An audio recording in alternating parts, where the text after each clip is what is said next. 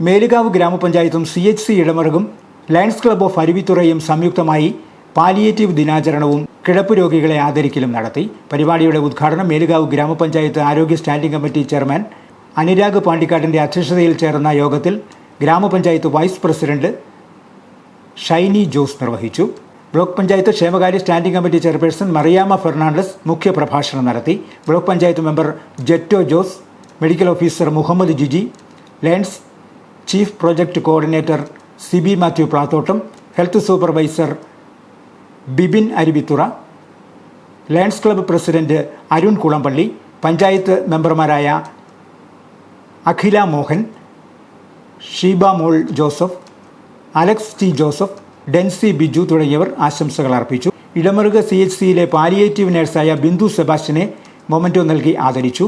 മേലുകാവ് പഞ്ചായത്ത് വികസനകാര്യ standing committee chairperson Prasanna Soman palliative പ്രതിജ്ഞ ചൊല്ലിക്കൊടുത്തു. പ്രോഗ്രാമിൽ ലയൺസ് ക്ലബ്ബ് ചെയർമാൻ മാത്യു വെള്ളപ്പാണിയിൽ, ടിറ്റോ ടി തെക്കയിൽ, ആശാ വർക്കർമാരും ഇടമറുക CHC ജീവനക്കാരും പാലിയേറ്റീവ് കുടുംബാംഗങ്ങളും പങ്കെടുത്തു.